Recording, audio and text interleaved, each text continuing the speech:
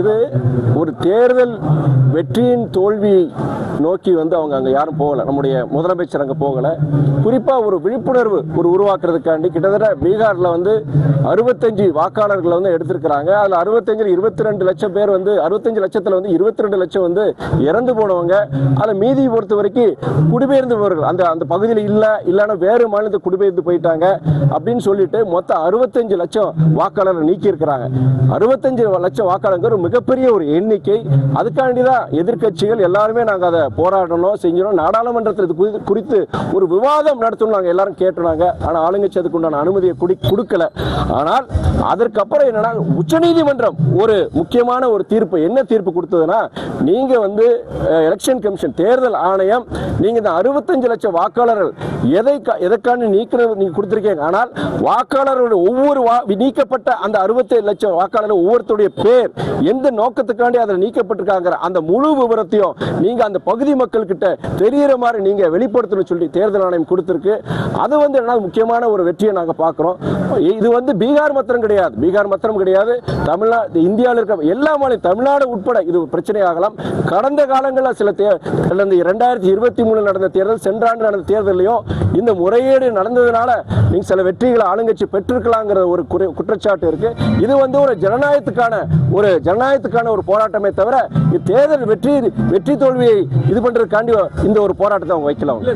அதாவது அமெரிக்காவுடைய இந்த வரி விதிப்பு கிட்டத்தட்ட 50% இந்த வரி விதிப்பினால பெரிய ஒரு பாதிப்பை தான் உருவாக்கும்.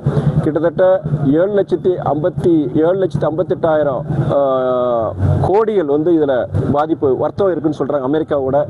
இதனால என்னன்னா கிட்டத்தட்ட 30 விழுக்காடுக்கு இந்த வரி விதிப்புக்குள்ள உள்ள வராதுன்னு சொல்றாங்க. மருந்துகள் போன்ற எலக்ட்ரிக் மோட்டார்ஸ்லாம் அது வராதுன்னு சொல்றாங்க. அது போக மீதி இருக்கிற 70 விழுக்காடுக்கு போது இந்த 50% வரி விதிப்பு சொல்றாங்க.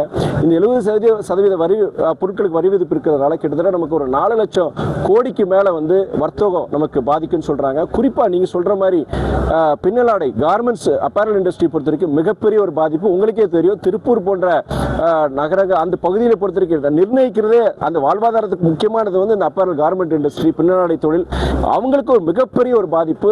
அதனாலதான் ஒரு மாற்று ஏற்பாடு அரசாங்கம் என்ன பண்ணிருக்காங்க, ஒன்றிய அரசு என்ன பண்ணிருக்காங்கன்னா, நம்ம கிட்ட 220 நாடுகளோட ஒப்பந்தம் இருக்கு, வர்த்தக ரீதியா ஏற்றுமதி ஒப்பந்தங்கள் இருக்கு.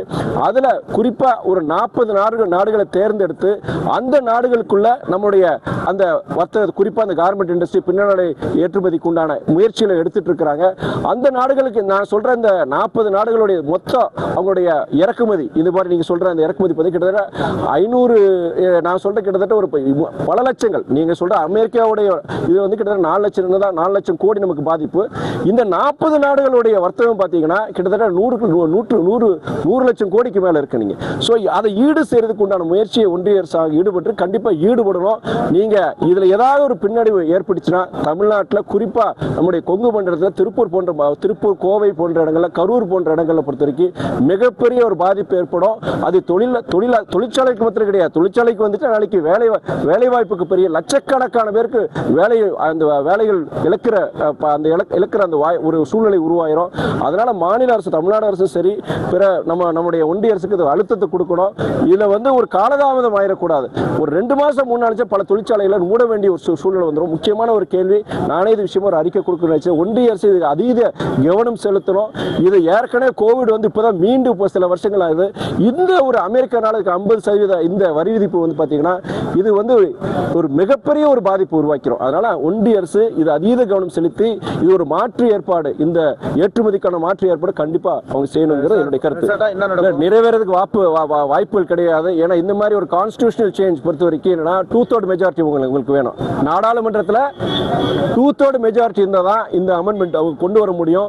அதுல ஒரே ஒரு விஷயம் எனக்கு என்னன்னா, கடுமையான இந்த மாதிரி கிரிமினல் வழக்குகளை கிட்டத்தட்ட 5 வருஷம் கைதுக்கு உள்ளாரவங்க நீங்க முக்கியமான பொறுப்புல நீடிக்க கூடாதுங்கிறது அது ஆனா இதுல முக்கியமான என்ன விஷயம்னா, குற்றச்சாட்டு தவறுகள் நிரூபிக்கிறதுக்கு முன்னாடியே குற்றச்சாட்டின் அடிப்படையில் நீங்க 30 நாள் ஜெயிலில் இருந்தாலே பதவி இழப்புங்கிறது அதுதான் இதுல ஒரு பார்க்க வேண்டிய விஷயம். இது ஜனநாயகத்துக்கு எதிரான ஒரு சட்டம் தான் நான் சொல்லுவேன். எந்த கட்சி ஆதரிக்க போறதில்ல. அவங்க கூட்டணியில் இருக்கிற தெலுங்கு தேசம் போன்ற கட்சிகளே பொறுத்த வரைக்கும் எதுக்கிறத நான் கேள்விப்பட்டேன். அதுல சில மாற்றங்களை கொண்டு வரணும்னு சொல்றேன். ஆனா நாடாளுமன்றத்தில் கண்டிப்பா இந்த 1/3 30th இந்த அமெண்ட்மெண்ட் சேஞ்ச் பொறுத்த வரைக்கும் இந்த மசோதா பொறுத்த வரைக்கும் நிறைவாருங்கிற முழு நம்பிக்கை இருக்கு.